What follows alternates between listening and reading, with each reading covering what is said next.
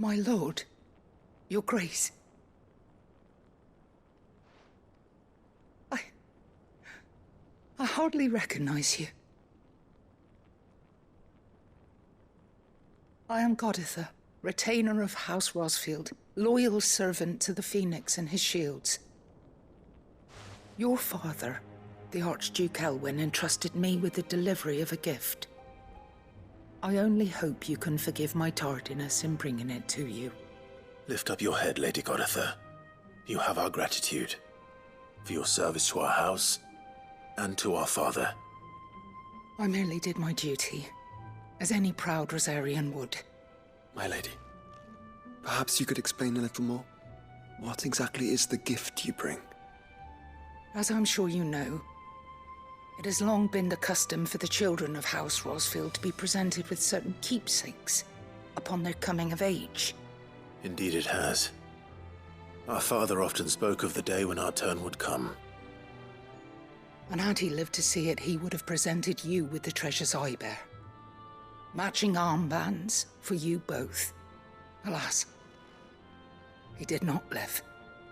Indeed, he was taken from us even before they could be completed. He had intended to claim the Heartstone with which each armband was to be finished himself, but it was not to be.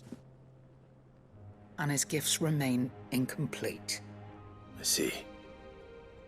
It saddens me to bring them before you, as they are. It was your father's wish that you be presented with the finished articles, not these works in progress. But with his grace long since gone, and the stone left unclaimed, I had little choice. You are grown men now, and his house is yours. And while I would not presume to insist upon your claiming the Heartstone in his stead, I know that nothing would have pleased him more than for you to do so. Thank you, Lady Goditha. What say you, Clive? What else? Of course, my lady. May our father's will be done. Oh, I am much obliged. Do you know where we might find this Heartstone, my lady? I do.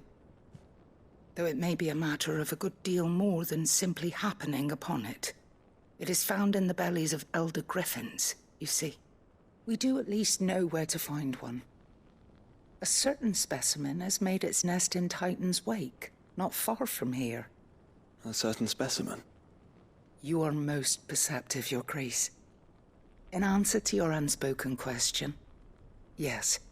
In fact, this is the very same beast your father meant to slay. I have been tracking its movements since you were but a boy. Were you to slay it in his stead, as men of House Rosfield, it would surely make your father proud. What say you, Joshua? What else?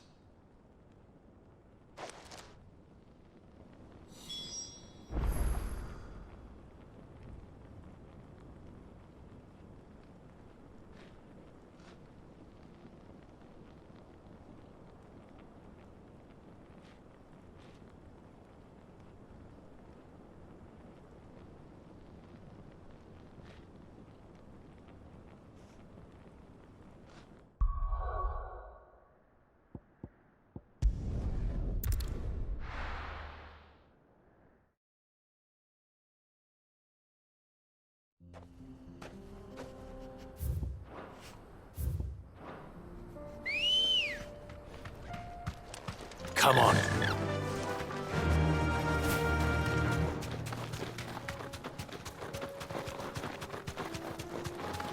Eyes peeled, Joshua.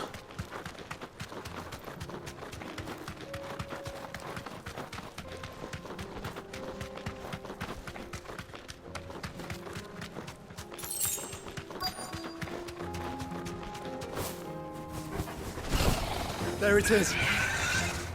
For House Rosfield.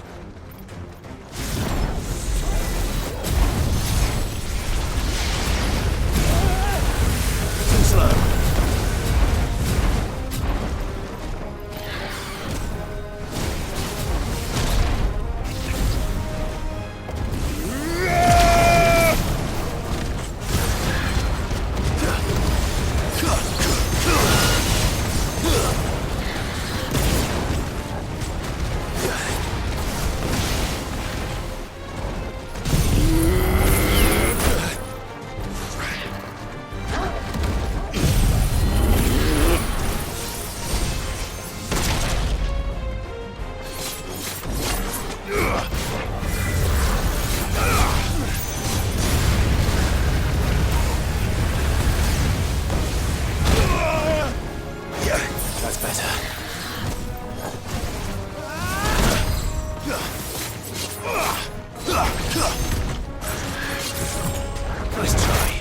Too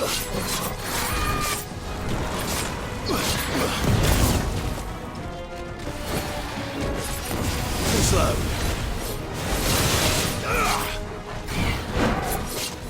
There's a good boy.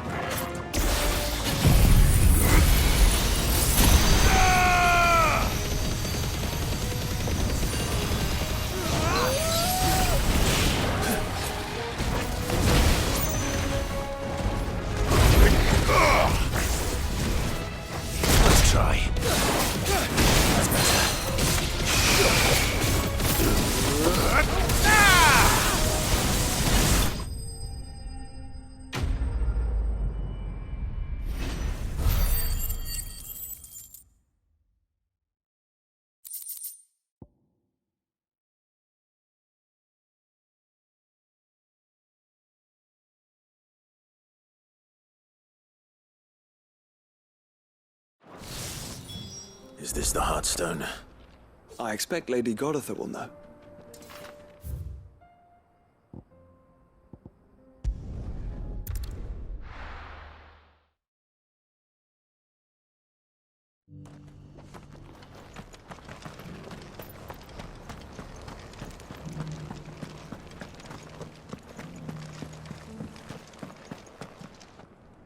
Oh, thank the Founder you were safe. The Griffin is slain then? And the Heartstone claimed.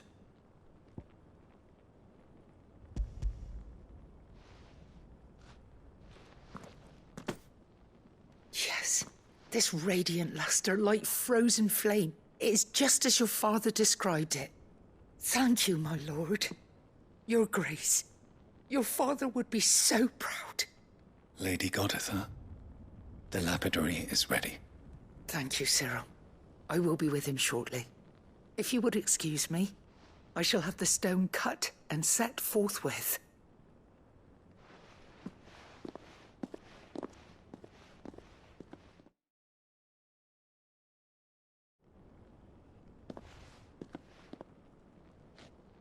The armbands are complete. Pray, take them. They are yours, after all. Heartstone is harder and more enduring than garnet, or even ruby. It symbolizes unwavering will and devotion.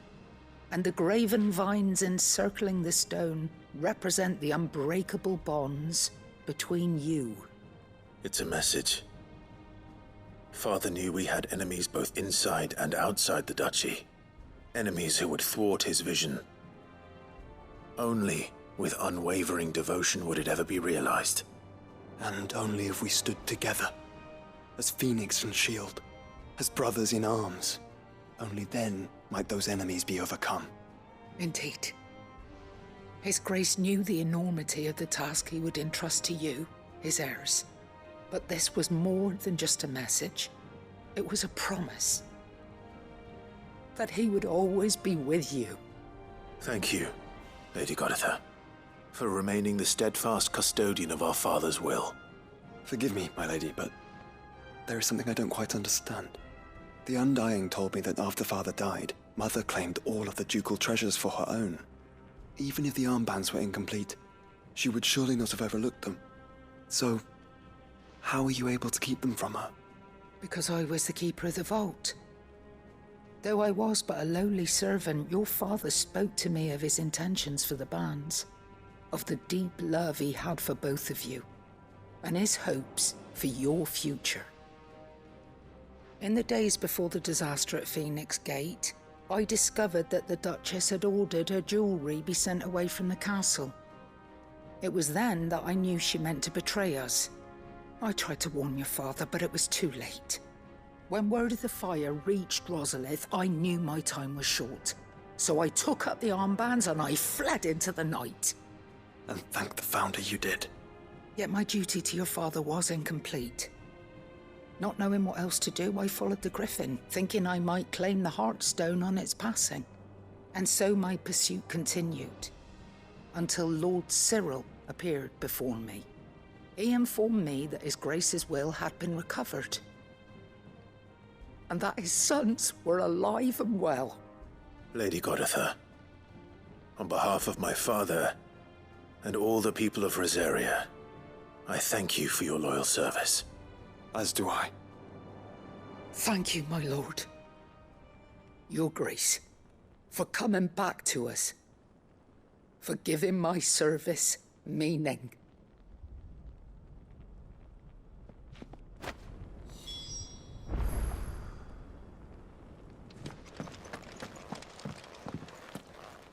The bands suit you well.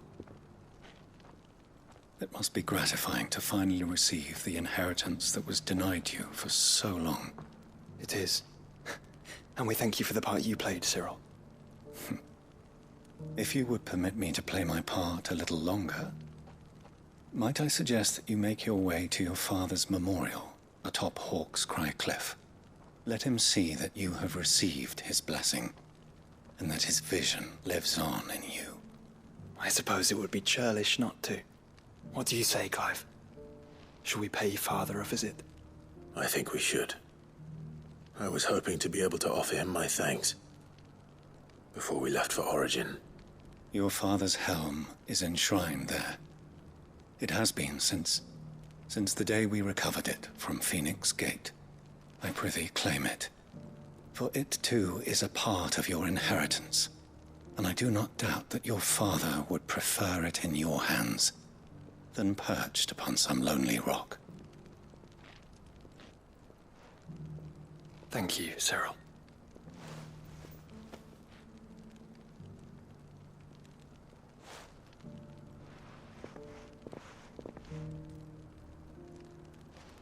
Come on, Clive. He's waiting.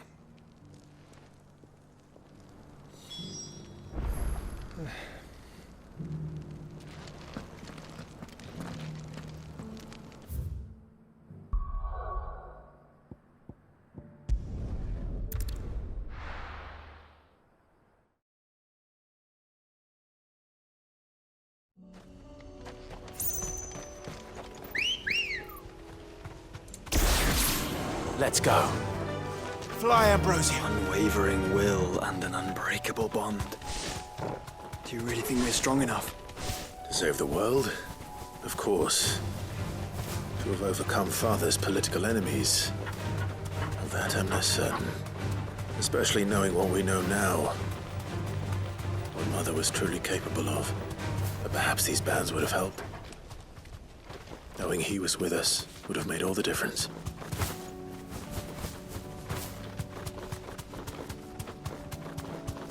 It's just back there.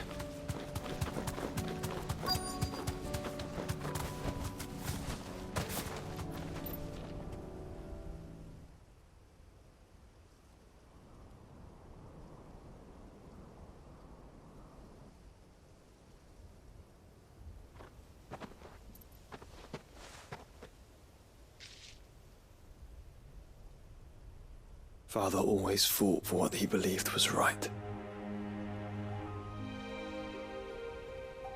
It wasn't until that night at Phoenix Gate that I realized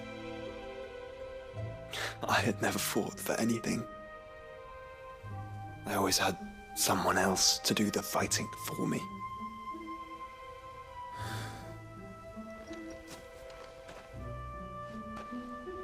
No matter how fate conspired against him, he never lost heart, never looked back, never stopped fighting.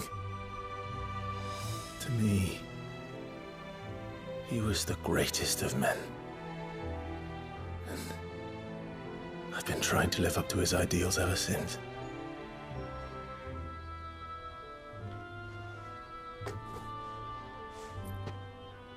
We all have, Clive. We all have. And we'll keep trying. Because that's what he would have wanted. What he would have done himself. Even if it meant standing against the very gods in the heavens. I shall be borrowing this, Father, if I may. That you might watch over us as we follow in your footsteps.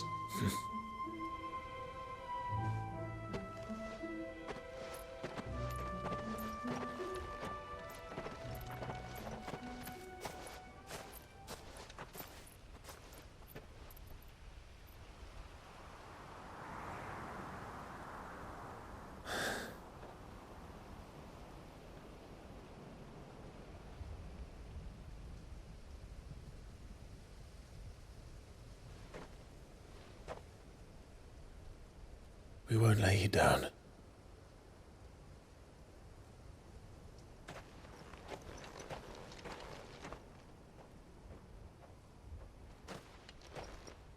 Onward then. Onward. To the end. And to a new beginning.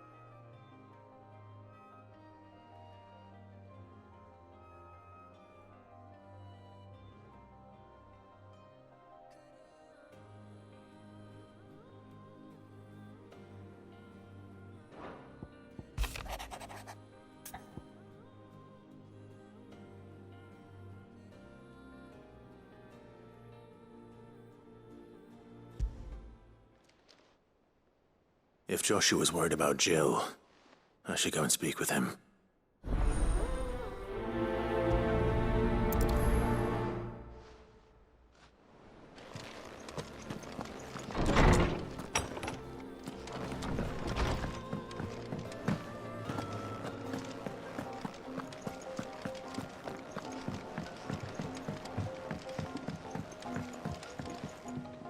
Joshua, I read your message. You're right. Jill is different. I don't think I'd realized how different, but since we returned from Drake's spine, I felt it more and more. I suppose it's not hard to imagine why. She doesn't think she belongs anymore. And that's why we need to remind her she is still one of us. To let her know that we still need her. Now more than ever. That you still need her. But how to do that? When last we were truly close, we were but children. Of course. Do you remember the time we accompanied Father on his annual tour of the Duchy? And Jill and I broke from the procession to ride up Man's Hill. To see the snow daisies, I remember. It was the first time Father had allowed us to join him. And when he realized you were missing, he had the entire retinue down to the pot boys combing the countryside. In the rain. A thunderstorm forced us to take refuge in a grove of oaks before we'd even made it halfway there. It was the Lord Commander who finally found us, and needless to say, he was none too pleased. Then it seems you and Jill have unfinished business. What do you say? Man's Hill. It's not that far. Oh, true. Though I suspect it is also much changed. Little in southern Rosaria remains as it was when we were children. You're saying I should go and scout the area for bandits? I'm saying we should first go and see if there are actually still any snow daisies left. What would you do without me, Clive?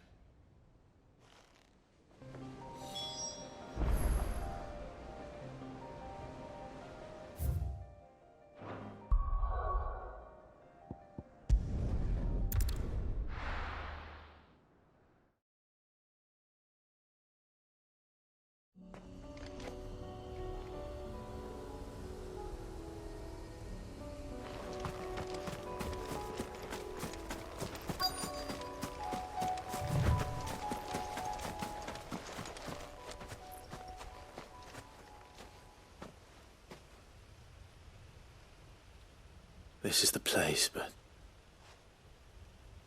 I'm sorry, Clive.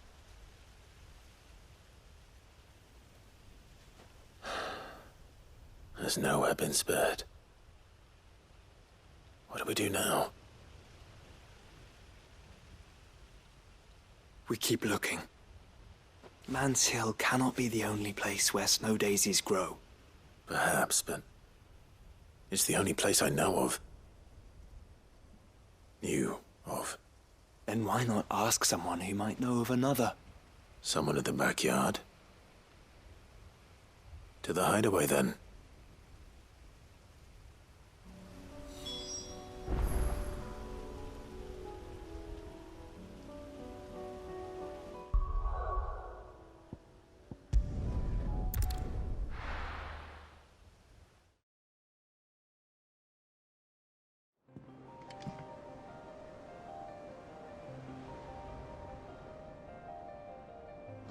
Let's hope one of the gardeners knows where to find snow daisies. There's something about it.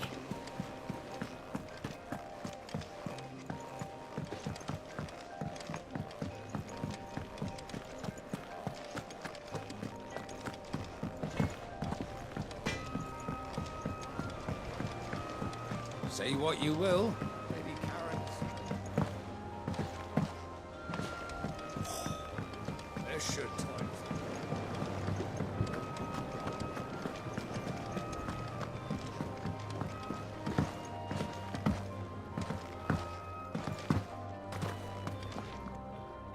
Oh. What brings you down from the heavens, Sid? I need your advice. Joshua and I are looking for a place where snow daisies grow. Preferably in abundance. Snow daisies. Then you'll want somewhere not too hot and not too cold.